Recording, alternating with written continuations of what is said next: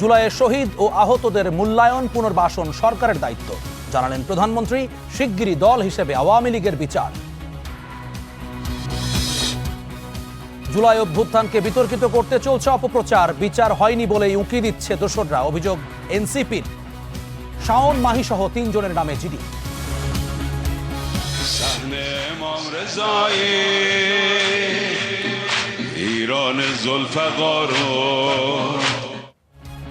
খামেনিকে শেষ শ্রদ্ধা জানাতে জনসমুদ্র তেহরান। কোরআনের মাধ্যমে কূটনীতি, সৌদি প্রতিনিধিদের শোনানো হলো সূরা ইমরানের 13 নম্বর আয়াত। বাণিজ্য বিনিয়োগে সহযোগিতা বাড়াতে চায় যুক্তরাষ্ট্র। কৌশলগত সম্পর্কে আগ্রহী সরকার, যে কোনো মূল্যে তিস্তা মহাপরিকল্পনা বাস্তবায়নের আশ্বাস ফখরুলের। চট্টগ্রাম হবে আঞ্চলিক লজিস্টিক্যাল হাব, জানালেন অর্থমন্ত্রী। চীন থেকে বড় বিনিয়োগের আশা, রপ্তানি বাড়াতে পণ্য বৈচিত্র্যকরণে তাগিদ। এইচএসসিতে প্রশ্ন বিভ্রাট, পুরনো সিলেবাসে জামালপুরে পরীক্ষা দিল 100 জন। সিরাজগঞ্জে মদ্যপানের জন্য বরখাস্ত প্রধান শিক্ষক।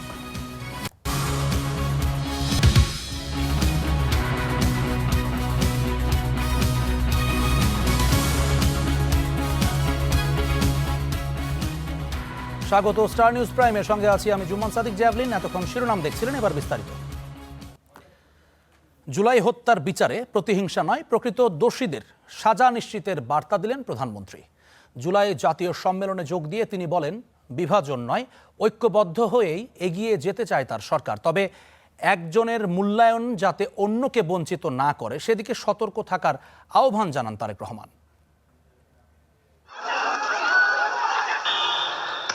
সাহসীরাই ইতিহাস বদলায়। 24 জুলাইও স্বৈর শাসকের বন্দুক কামানের সামনে দাঁড়িয়েছিল সাহসীরাই। ইতিহাসের বাঁক বদলে কেউ হয়েছেন শহীদ, কেউ ফিরেছেন পঙ্গু হয়ে, এক জীবনের ভার নিয়ে। যাদের শরীরের ক্ষত সারলেও মন এখনো রক্তাক্ত। এখনো অসুস্থ আমি, তারপর আমার আনন্দ লাগে এবং গর্ববোধ করতে পারি আমি যে এই দেশ স্বৈরাচার মুক্ত হয়েছে। 5ই আগস্ট আমার বড় সন্তান আমার মারা যায়। একটা মার জন্য এই শোকটা যে কতটুকু কঠিন সেটা শুধু একটা মাই বোঝে। সময়ের পলেস্তারা এই আত্মত্যাগ আর বীরত্বকে যাতে ম্লান করতে না পারে, সেজন্যই জুলাই জাতীয় সম্মেলন। কত প্রাণ হলো বা।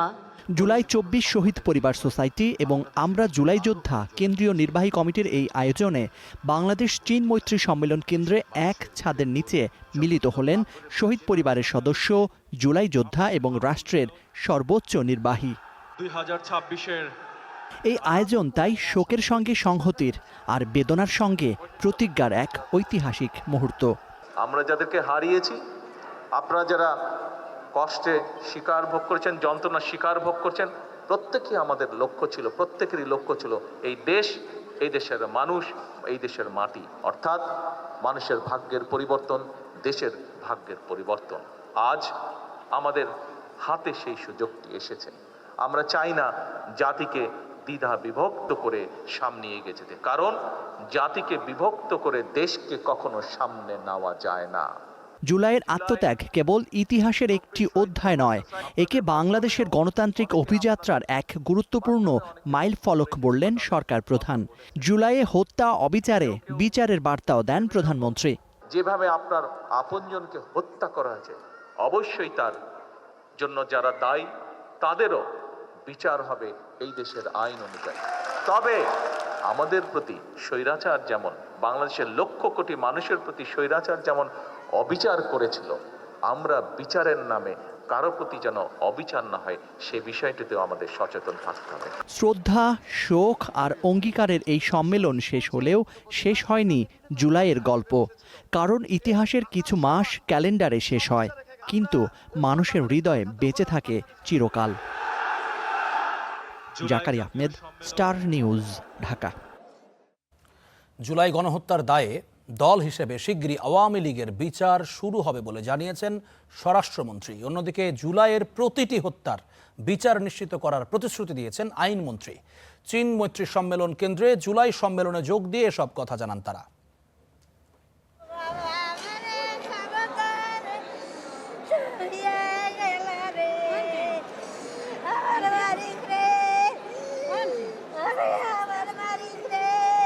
ছেলে কেবলই ছবি, তবুও তাকে একটু ছুঁয়ে দেখার চেষ্টা।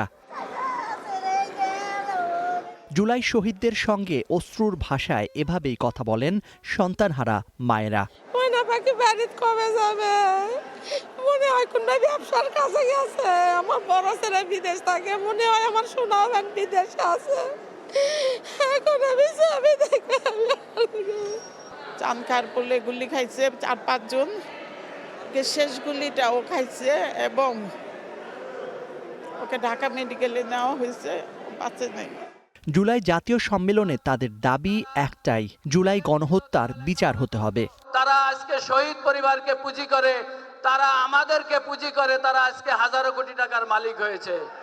তারা নতুন রাজনৈতিক দল পেয়েছে, আমরা কি পেয়েছি? কোটি কোটি টাকার মালিক হয়েছে, কিন্তু আমরা এখনো এই যে কেসের উপরে এখনো আছি। ভালো লাগে, যেমন হয়তো বা এক জায়গায় গেলে আমরা বলি যে জুলাই শহীদের স্ত্রী আমরা, সন্তান আমাদের শহীদের সন্তান। ভালো লাগে, ভালো লাগলেও দেখা গেছে যে কষ্টটা আসলে থাইকেই যায় ভিতরটায়। পরে আইনমন্ত্রী জানান, জুলাইয়ের প্রতিটি হত্যার বিচার নিশ্চিত করা হবে। মাননীয় প্রধানমন্ত্রীর দেখানো পথ, জুলাইয়ের স্বপ্ন বাস্তবায়নের পথ, আমরা সেই পথ ধরে এগিয়ে যাব। আমরা বদ্ধপরিকর প্রতিটি জুলাই হত্যাকাণ্ডের বিচার করতে, ইনশাআল্লাহ আমরা সেটা করতে সম্ভবপর হব। সেই প্রত্যয়, সেই প্রত্যাশা ব্যক্ত করে আমি আমার কথা শেষ করছি। খোদা হাফেজ। গণহত্যার দায়ে দল হিসেবে আওয়ামী লীগও কাঠগড়ায় উঠতে যাচ্ছে বললেন স্বরাষ্ট্রমন্ত্রী। আওয়ামী লীগের রাজনৈতিক পতন হয়েছে, আওয়ামী লীগের রাজনৈতিকভাবে নিপাত হয়েছে, নির্মূল হয়েছে, দাফন হয়ে গেছে দিল্লিতে। সেই আওয়ামী লীগ বাংলাদেশে আর কোনোদিন রাজনীতি করতে পারবে না। রাজনৈতিক দল হিসেবে আওয়ামী লীগের বিচার দাবি করেছি আমরা, আপনারা দাবি করেছেন, তদন্ত পরিচালিত হচ্ছে। ইনশাআল্লাহ খুব শিগগির রাজনৈতিক দল হিসেবে সেই রাজনৈতিক দলকে বিচারের কাঠগড়ায় নিয়ে যাওয়া হবে। জুলাই যোদ্ধাদের রক্ত আর স্বজনহারাদের অশ্রুতে পাওয়া দেশ ও গণতন্ত্র যাতে কেউ ব্যাহত করতে না পারে, সে বার্তাই উঠে আসে সম্মেলনে। জাকারি আহমেদ, স্টার নিউজ, ঢাকা। জুলাইয়ের উত্তাল রাজপথে সামনের সারিতে ছিলেন ছাত্র জনতা, ছিলেন নানা রাজনৈতিক দলের নেতাকর্মীরাও। স্বৈরাচার পতনের মধ্য দিয়ে রাজনীতির গতিপথ বদলে দেওয়া সেই আন্দোলনে বিএনপির ভূমিকা কতটা ছিল, রাষ্ট্র পরিচালনায় কিভাবে সেই জুলাইয়ের চেতনা প্রতিফলিত হচ্ছে, তার উত্তর খুঁজেছেন এনামুল হক।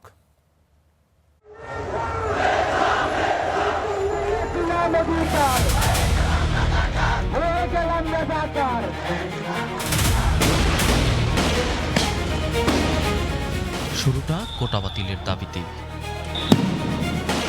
পরে সরকারি পীড়নে সেই অঙ্কুর রূপ নেয় মহির হয়ে। ফুসে ওঠা জনস্রোত রুখে দিতে এবার বেপরোয়া সরকার, চলে গুলি, নামে সাজুয়া যান, তবে তার সামনেও বুক চিতিয়ে দাঁড়ায় ছাত্র জনতা। এমন অন্তত 1400 মৃত্যুর পর ভেঙে পড়ে স্বৈরাচারের প্রাচীর।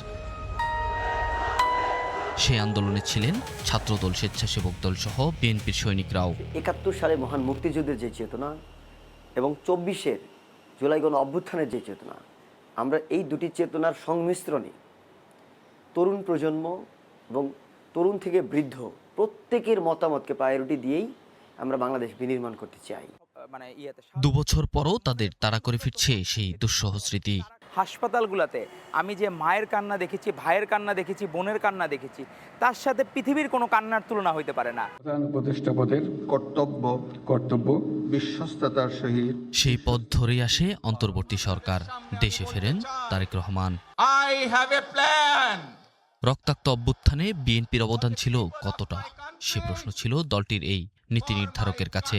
মুহূর্তের মধ্যে 5 থেকে 10 মিনিটের মধ্যে দেখি যে শাহবাগ থানার ওসির নেতৃত্বে আরো বোধহয় ডিবির এসিটিসি থাকতো, আর সাদা পোশাকে ছিল 50-60 জন একবার ভিতরে ঢুকে চলেন। 5 তারিখে যখন 10টা সাড়ে 10টার দিকে আমরা খবর পেলাম সেনাবাহিনীর প্রধান কিছুক্ষণের মধ্যেই বক্তব্য রাখবেন, তখন বললাম যে গেম শেষ। তখন ভাবলাম যে আর এই সরকার নেই।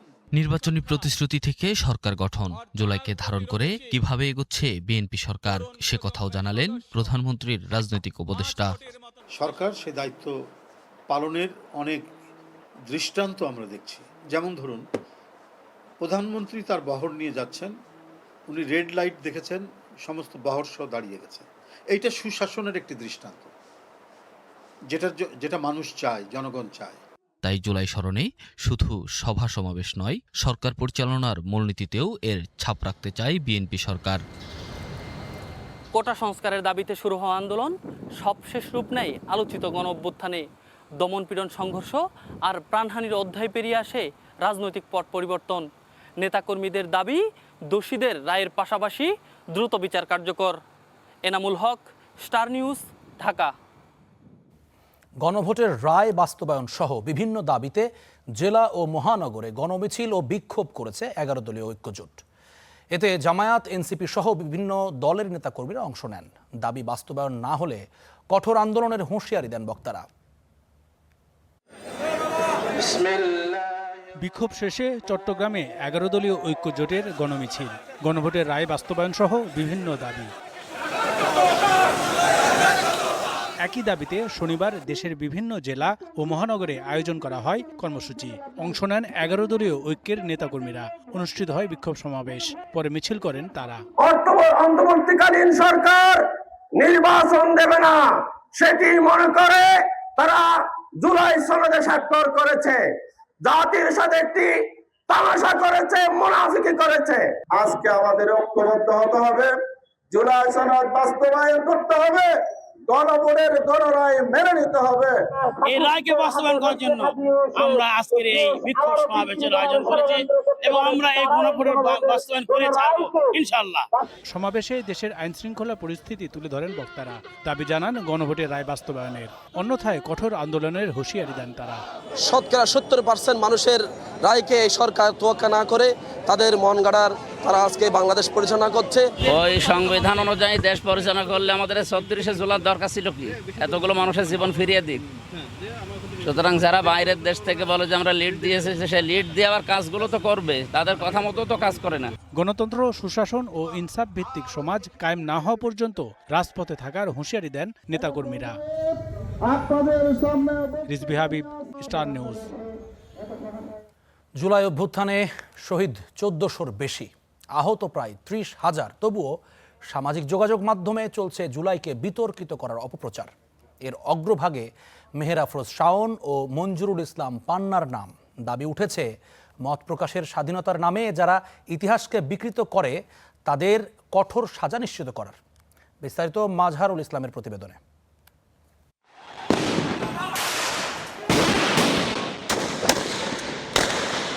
জুলাই গণ অভ্যুত্থান বাংলাদেশের ইতিহাসে এক রক্তক্ষয়ী গণ অভ্যুত্থানের নাম।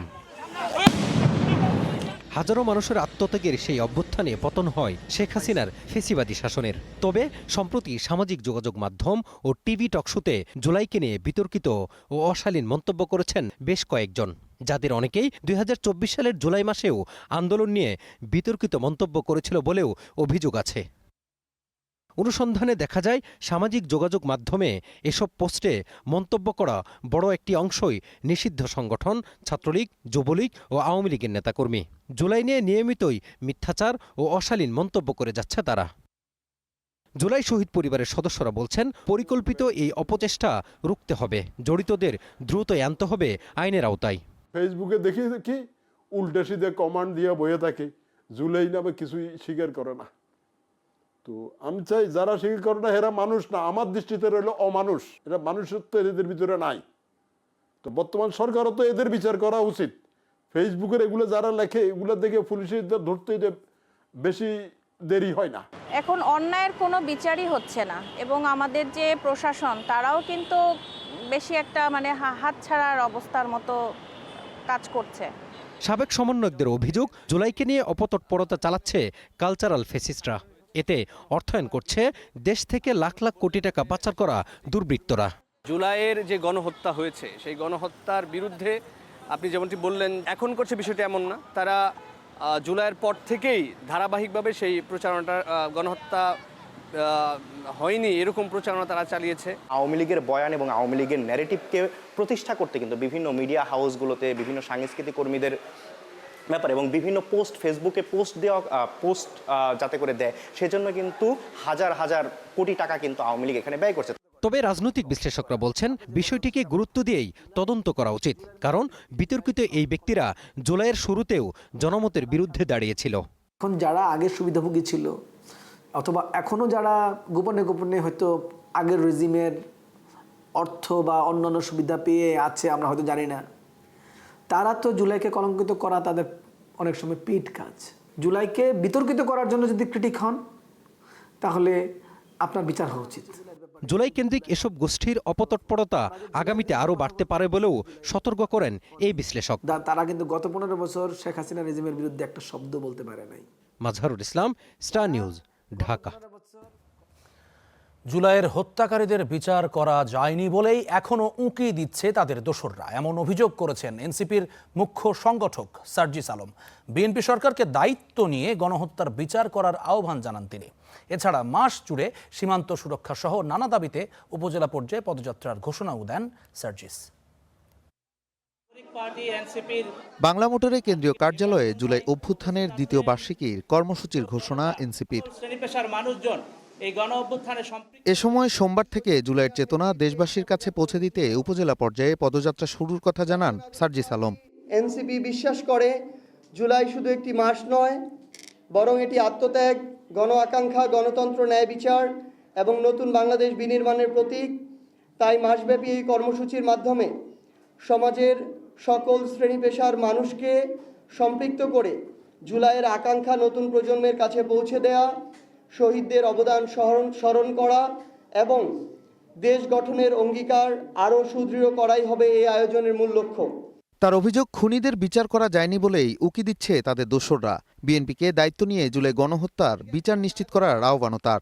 আমরা ওই সকল গোপন এবং প্রকাশ্য এই খুনিদের দোসর এবং তাদের সহযোগীদের এখন পর্যন্ত বিচার নিশ্চিত করতে পারিনি।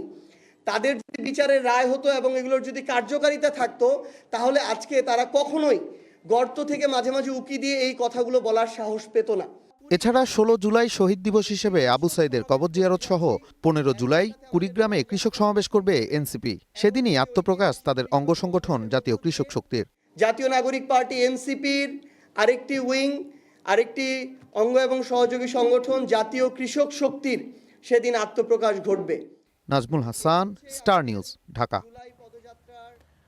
জুলাই অবমাননার অভিযোগে মেহের আফরোজ শাওন, মাহিয়া মাহি ও শান্তা ফারজানার বিরুদ্ধে শাহবাগ থানায় জিডি করা হয়েছে। রাষ্ট্র সংলাপ ফোরামের 3 নেতার করা এই জিডিতে বলা হয়, জুলাই আন্দোলন দেশের ইতিহাসের গুরুত্বপূর্ণ অধ্যায়, তবে অভিযুক্তরা সামাজিক যোগাযোগ মাধ্যমে নানা ভিডিও বক্তব্যে ওই আন্দোলন এবং অংশগ্রহণকারীদের অবমাননা করেছেন। এর তদন্ত করে আইন অনুযায়ী ব্যবস্থা নেওয়ার দাবি জানান তারা। এ নিয়ে শাহবাগ থানার ওসি জানান, অভিযোগটি সাইবার সংক্রান্ত হওয়ায় তদন্তের জন্য ডিবির সাইবার বিভাগে পাঠানো হয়েছে।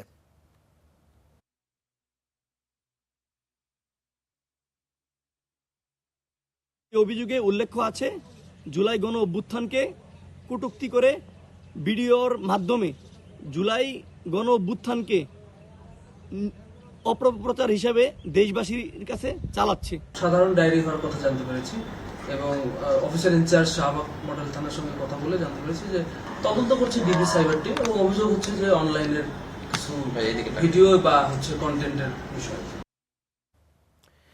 ইরানের সর্বোচ্চ নেতা আয়াতুল্লাহ আলী খামেনির জন্য আয়োজিত শোক ও শ্রদ্ধায় কোটি মানুষের ঢল নেমেছে। তেহরানের গ্র্যান্ড মোসাল্লা উন্মুক্ত করে দেওয়ার পর অশ্রুসিক্ত চোখে সর্বোচ্চ নেতার প্রতি শ্রদ্ধা জানাচ্ছে কোটি জনতা।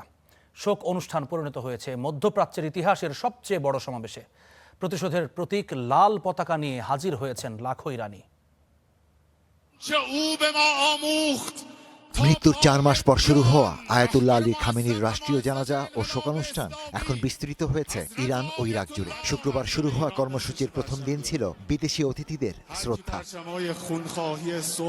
শনিবার থেকে শুরু হয়েছে মূল জনসমাগম। কাচের বিশেষ কেসে রাখা হয়েছে খামেনির কফিন। পাশে রয়েছে হামলায় নিহত মেয়ে, পুত্রবধূ, জামাতা ও 3 বছর বয়সী নাতনির কফিনও। তাদের শেষ বিদায় জানাতে সেখানে জড়ো হয়েছেন হাজারো মানুষ। আমার এক অদ্ভুত অনুভূতি হচ্ছে।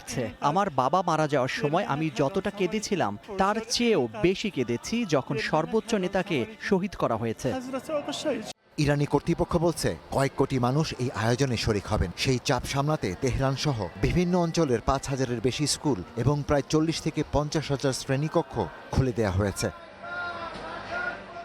শোকানুষ্ঠান ঘিরে আবেগের পাশাপাশি দেখা গেছে প্রতিশোধের আহ্বানও। খামেনির সমর্থকদের হাতে থাকা লাল পতাকাকে প্রতিশোধের প্রতীক হিসেবে উল্লেখ করেছেন তেহরান বিশ্ববিদ্যালয়ের গবেষক মোহাম্মদ ইসলামী। তার ভাষ্য, অনেকেই খামেনির হত্যার জন্য দায়ীদের বিরুদ্ধে কঠোর জবাব চায়। আমরা এখানে এসেছি তাকে বিদায় জানাতে, কিন্তু আমরা অবশ্যই তার রক্তের প্রতিশোধ নেব। এখানে উপস্থিত সবাই তাদের সর্বোচ্চ নেতার রক্তের প্রতিশোধ নিতে এসেছে। তবে জনমতের সবটাই যে একই সুরে বাঁধা তা নয়। কেউ কেউ সংঘাত এড়িয়ে বাস্তববাদী অবস্থানের কথাও বলছেন। যুক্তরাষ্ট্র একটি পরাশক্তি, তারা আমাদের কাছ থেকে কিছু বিষয় চায়। আমার মনে হয় আমাদের কিছু বিষয় মেনে নেওয়া উচিত। শুধু নিজেদের কথা নয়, আমাদের কর্মকর্তাদের নিরাপত্তার কথাও ভাবা উচিত। তেহরানে রোববার ও সোমবার পর্যন্ত চলবে শোকানুষ্ঠান। এরপর মঙ্গলবার পবিত্র নগরী কোমে এবং বুধবার ইরাকে অনুষ্ঠিত হবে পরবর্তী কর্মসূচি। সবশেষে খামেনির মরদেহ নেওয়া হবে মাশহাদে, যেখানে তাকে দাফন করা হবে। Ishtiaq Hossain, Star news.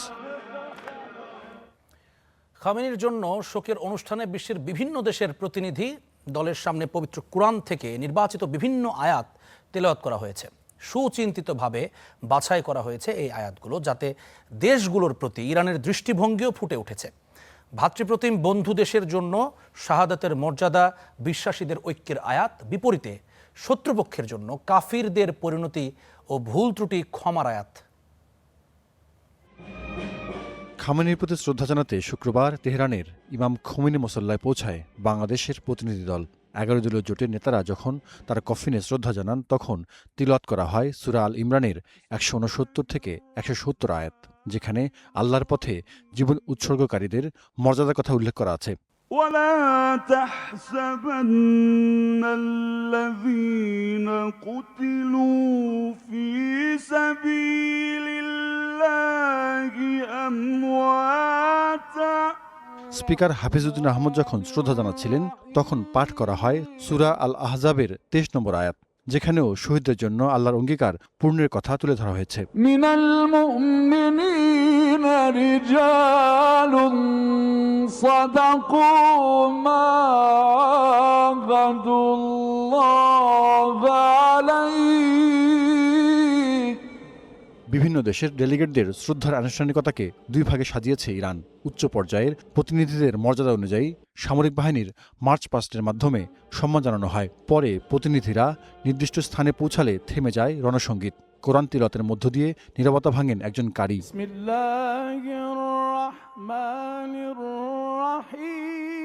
মধ্যপ্রাচ্যের মার্কিন মিত্র সৌদি আরবের প্রতিনিধি দলের সময় তিলাওয়াত করা হয় সূরা আল ইমরানের 13 নম্বর আয়াত, যাতে ইসলামের জন্য গৌরবোজ্জ্বল বদর যুদ্ধের বর্ণনা রয়েছে। এতে বলা হয়েছে, বদরে দুটি দল ছিল, যাদের এক দল আল্লাহর পথে লড়াই করেছে, অপর দল ছিল কাফির। তুকাতিলু ফি সাবিলিল্লাহি ওয়া উখরা কাফিরাতুন ইয়ারাউনাহুম মিথলাইহিম রা'য়াল আইন। মধ্যপ্রাচ্য যুদ্ধে ইরানের বিরুদ্ধে মার্কিন ইসরায়েলি বাহিনীকে প্রত্যক্ষ কোনো সহায়তা করেনি কাতার। তাদের প্রতিনিধি দলের জন্য তিলাওয়াত করা হয় ভুল ত্রুটি মার্জনার আয়াত। পাঠ করা হয় সূরা আল ফাতার 1 থেকে 3 নম্বর আয়াত।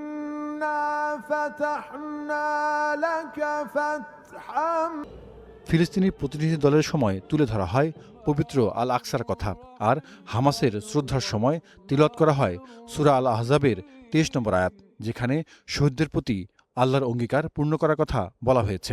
মিনাল মুমিনিনা রিজালুন সাদাকু মা আহাদুল্লাহ আলাইহি। Zahidur Rahman, star news. দেখছেন স্টার নিউজ প্রাইম, ফিরছে একটু পরে।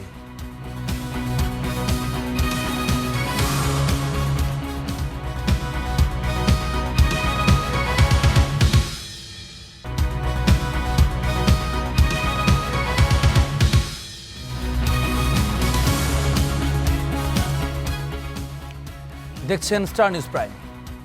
বাংলাদেশকে গুরুত্বপূর্ণ অর্থনৈতিক অংশীদার হিসেবে যুক্তরাষ্ট্র বাণিজ্য, বিনিয়োগ এবং প্রযুক্তি সহ বিভিন্ন খাতে সহযোগিতা বাড়াতে চায়। যুক্তরাষ্ট্রের স্বাধীনতার 250 বছর পূর্তি উপলক্ষে এক অনুষ্ঠানে ঢাকায় নিযুক্ত যুক্তরাষ্ট্রের রাষ্ট্রদূত ব্রেন্ট টি ক্রিস্টেনসেন এসব কথা বলেছেন। অনুষ্ঠানে প্রধানমন্ত্রীর উপদেষ্টা মাহাদি আমিন বলেন, বিদেশি বিনিয়োগ আকর্ষণ এবং দ্বিপাক্ষিক বাণিজ্য সম্প্রসারণে কাজ করছে সরকার। যুক্তরাষ্ট্রের স্বাধীনতার 250 বছর পূর্তি উপলক্ষে আমেরিকা সপ্তাহ পালন করছে ঢাকার মার্কিন দূতাবাস।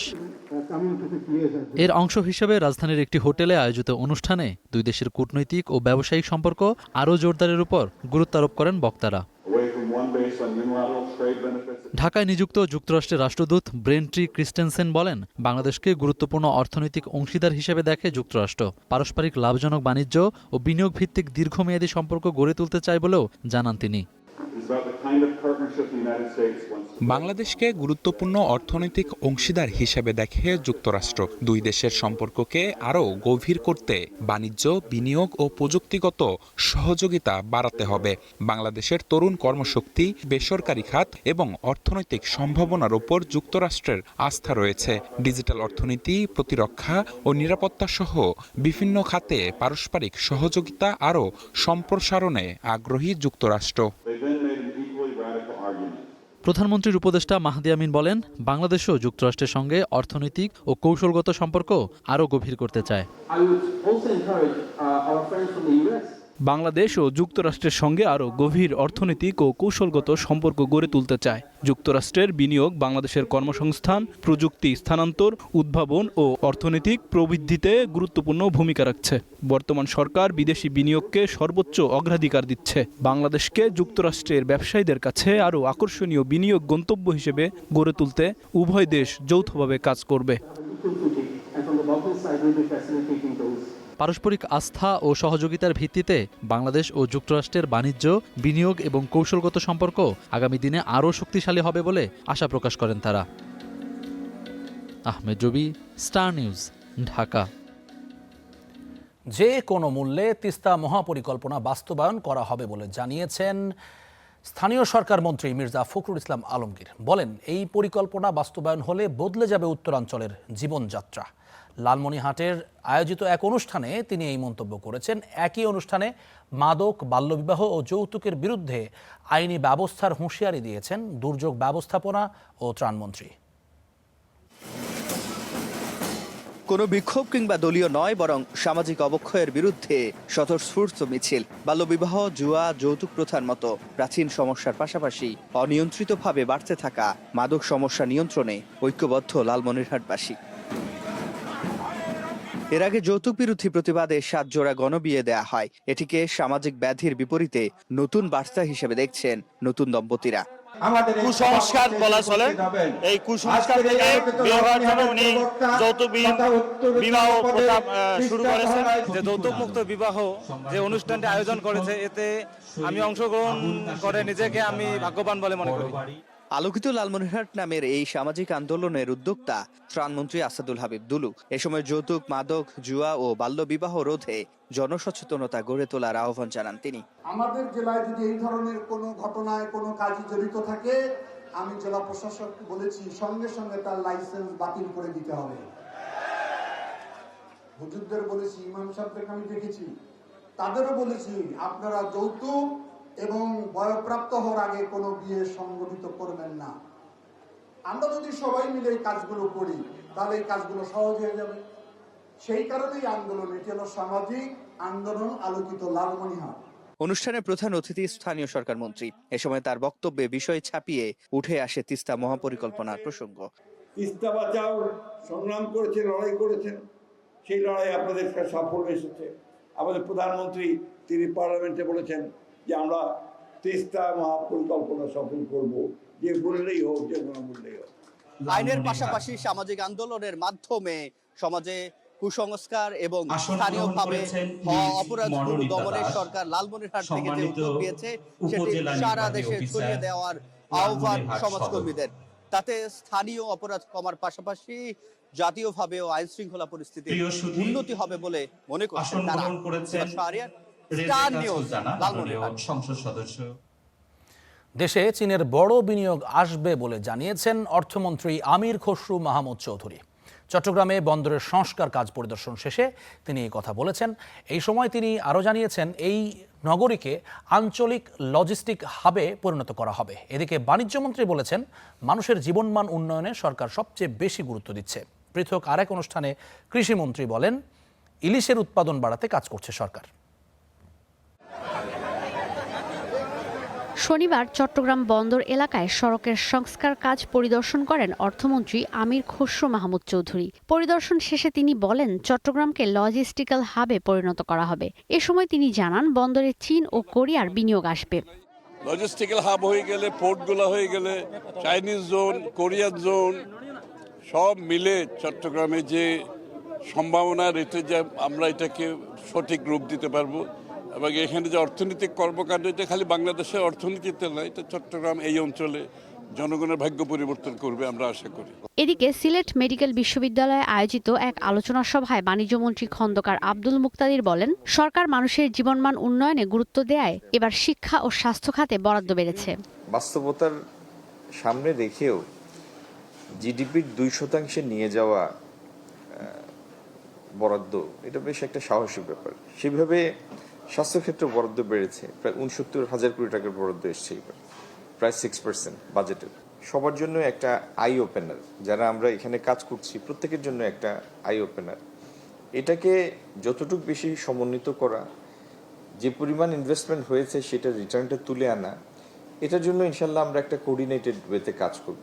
অন্যদিকে চট্টগ্রামে পৃথক এক মতবিনিময় সভায় কৃষিমন্ত্রী জানান, আন্তর্জাতিক বাজারে চাহিদা বাড়ায় সরকার ইলিশ রপ্তানিতে মনোযোগ বাড়াচ্ছে। উৎপাদন বাড়াতে নেওয়া হচ্ছে নানা প্রকল্প।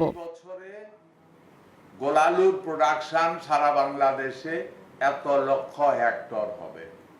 আমরা তখন জেলা ওয়াইজ, ডিভিশন ওয়াইজ, উপজেলা ওয়াইজ, ইউনিয়ন ওয়াইজ আমরা তখন টার্গেট দিতে পারবো। চাহিদা এত, এর উপরে উৎপাদন করার প্রয়োজন নেই। যদি আমরা রপ্তানি করি, তখন রপ্তানির জন্য আরেক গ্রুপকে বলবো, তোমরা এত একর আবার প্রোডাকশন করো, এটা রপ্তানিতে যাবে। তার মানে উৎপাদনের সাথে চাহিদার সামঞ্জস্যতা যখন আসবে, তখন আর মধ্যস্বত্বভোগীরা এই সুযোগটুকু নিতে পারে না। এ সময় মন্ত্রী জানান, কৃষকের ফলন বছর জুড়ে সংরক্ষণ করতে ইউনিয়নগুলোতে ছোট আকারে হিমাগার তৈরির পরিকল্পনা নিয়েছে সরকার। যেখানে যেটা উৎপাদন হবে ওই ইউনিয়নেই তার একটা কোল্ড স্টোরেজ থাকবে, মিনি কোল্ড। ঈশিতা ব্রহ্ম, স্টার নিউজ। বছর পেরিয়েছে, নিয়ম বদলেছে, তবে পরীক্ষার সময় পরীক্ষার্থীরা দেখেন পুরনো সিলেবাসেই হয়েছে সেই প্রশ্ন। তুগলকি এই ঘটনা ঘটেছে জামালপুরের সরকারি আশেক মাহমুদ কলেজ কেন্দ্রে। এইচএসসি পরীক্ষার বাংলা দ্বিতীয় পত্রের পরীক্ষায় 2026 সালের বদলে অনিয়মিত ও মানোন্নয়নের 2025 সালের সিলেবাস অনুযায়ী দেয়া হয়েছে তাদের প্রশ্নপত্র।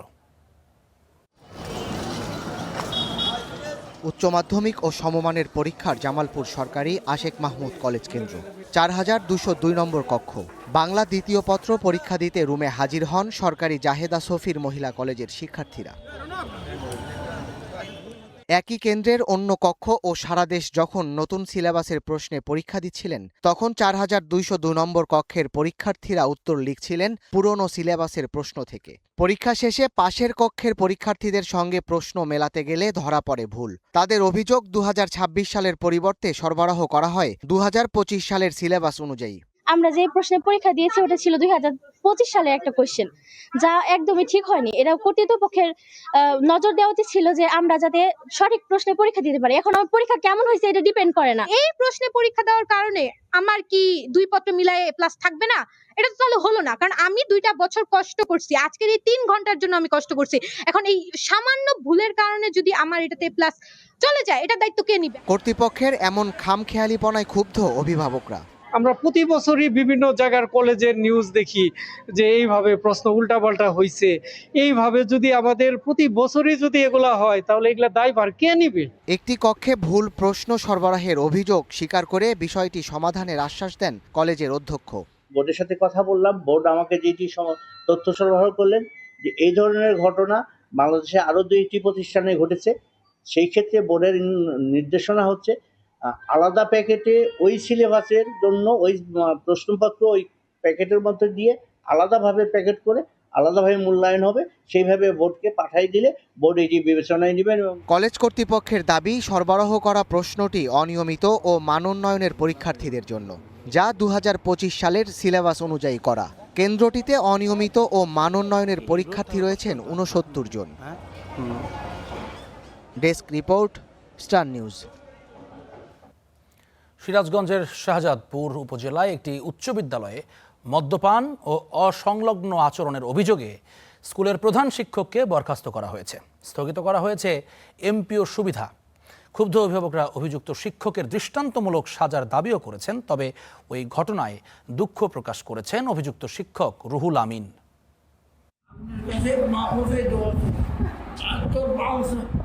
অসংলগ্ন এই আচরণ নুকালী বহুপার্শ্বিক উচ্চ বিদ্যালয়ের প্রধান শিক্ষক রুহুল আমিনের। মদ্যপানের পর নিজ কক্ষে বসেই করছে এমন মাতলামো। এ ঘটনায় অভিযুক্ত প্রধান শিক্ষক রুহুল আমিনকে সাময়িক বরখাস্ত এবং তার এমপিও স্থগিত করেছে মাধ্যমিক ও উচ্চশিক্ষা অধিদপ্তর। মাউসির চিঠিতে উল্লেখ করা হয়, তার এই আপত্তিকর ও অনৈতিক কর্মকাণ্ড শিক্ষক সমাজের মর্যাদা চরমভাবে ক্ষুণ্ণ করেছে, যা শৃঙ্খলা ভঙ্গের শামিল। প্রধান শিক্ষক ছিলেন, তাকে সাময়িক বরখাস্ত করা হয়েছে এবং মাধ্যমিক ও উচ্চশিক্ষা অধিদপ্তর থেকেও আমরা একটা চিঠি পেয়েছি যেখানে ওনার এমপিওটা স্থগিত করার জন্য নির্দেশ দেওয়া হয়েছে। এদিকে মদ্যপানের মূল অভিযোগটি সরাসরি স্বীকার না করলেও অসংলগ্ন আচরণের জন্য দুঃখ প্রকাশ করেন রুহুল আমিন। কিছু রাজনৈতিক প্রতিহিংসা, সামাজিক প্রতিহিংসা, এর কারণে এই জিনিসটা ঘটে এবং কে বা কারা আমাকে এই জিনিসটাই উদ্বুদ্ধ করে। অভিযুক্ত শিক্ষকের দৃষ্টান্তমূলক শাস্তির দাবি এলাকাবাসীর। এত নীচ এবং নিকৃষ্ট একজন শিক্ষক, যেটা পবিত্রতম স্থান শিক্ষালয়, এই জাতীয় শিক্ষককে প্রধান শিক্ষক আমি বলি না, ঘৃণা করে বলি সে একজন মদ্য মাতাল। মদ্য অবস্থায় প্রধান শিক্ষকের কার্যালয়ে বসে আছে এবং উনি সাংবাদিকদের উদ্দেশ্যে বলেছে যে সাংবাদিকদের প্রয়োজনে 1.5 লাখ টাকা খরচ করে দৌলে দিয়ে নিয়ে যাব। গত বৃহস্পতিবার পরীক্ষা চলাকালীন অবস্থায় বিদ্যালয়ে গিয়ে অসংলগ্ন আচরণ শুরু করেন রুহুল আমিন, যা পরে সামাজিক যোগাযোগ মাধ্যমে ছড়িয়ে পড়তেই শুরু হয় ব্যাপক আলোচনা সমালোচনা। Desk report, Star news. দেখছেন স্টার নিউজ প্রাইম, ফিরছে একটু পরেই।